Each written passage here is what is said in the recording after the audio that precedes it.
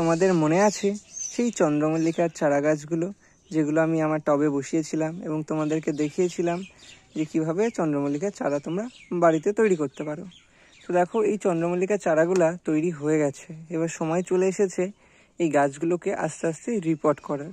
প্রথমে আমি ছোট্ট একটা পটে রিপোর্ট করব, তারপরে যখন গাছগুলো আরও গ্রোথ নেওয়া শুরু করবে সেই পট থেকে আবার অন্য পটে রিপোর্ট করব।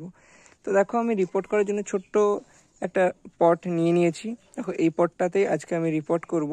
আর এখানে বেশ কিছু চারা গাছ রয়েছে যেটা আমি দিয়েছিলাম। আরও দুটো টবে আমি চারা বসিয়েছিলাম, তো আজকে আমি শুধু এই একটা টবে চারাগুলোই রিপোর্ট করব। তো দেখো, আমি মাটি নিয়ে চলে এসেছি। এখানে কিছুটা মাটি, কিছুটা ভার্মি কম্পোস্ট এগুলো মিশাবো আমি, তারপরে আমি এই গাছগুলোকে রিপোর্ট করব। তো তোমরাও যদি চারা বসিয়ে থাকো তো দেখে নেবে যে চারা তৈরি হয়েছে কিনা। তো এই গোড়ার দিকে দেখলে বুঝতে পারবে যে এখান থেকে শিকড় বার হয়ে গেছে এবং গাছগুলো আস্তে আস্তে গ্রোথও নিচ্ছিল। তো এটাই সঠিক সময় এই গাছগুলোকে রিপোর্ট করার। এগুলোকে রিপোর্ট করে দিতে হবে, তারপরে আস্তে আস্তে এটাকে ঝোপালো করার চেষ্টা করতে হবে। তো ঝোপালো করার জন্য যেটা করতে হয় সেটা হলো পিঞ্চিং। তোমরা অবশ্যই পিঞ্চিং করবে। তো চলো আমি রিপোর্ট করে নিই এবং তারপরে তোমাদের সাথে শেয়ার করি। দেখো, আমি একটা চারা তুলে নিয়েছি।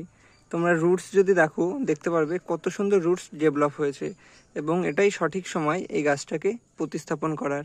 তো তোমরাও যদি চারা তৈরি করে থাকো তো একবার চেক করে নাও এবং তারপরে প্রতিস্থাপন করে দাও। এরপরে এটা যখন গ্রোথ নেওয়া শুরু করবে এটাকে আমি পিঞ্চিং করব আর ঝোপালো করার চেষ্টা করব।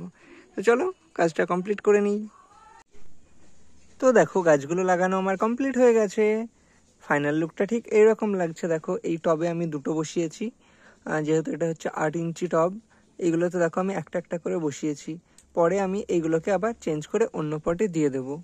আপাতত গাছগুলোকে একটু গ্রো করার জন্য এই পটে বসানো হলো। এইখানে দেখো আমি দুটো বসিয়েছি, এখান থেকেও পরে একটা চেঞ্জ করে অন্য পটে দিতে হবে। এভাবেই তোমরা চন্দ্রমল্লিকা গাছ রিপোর্টিং স্টার্ট করতে পারো। ভিডিওটা কেমন লাগলো কমেন্টে জানিও। যদি ভালো লাগে থাকে পেজটাকে ফলো অবশ্যই করে দিও। আজ তাহলে আসি, দেখা হচ্ছে আবারও কাল।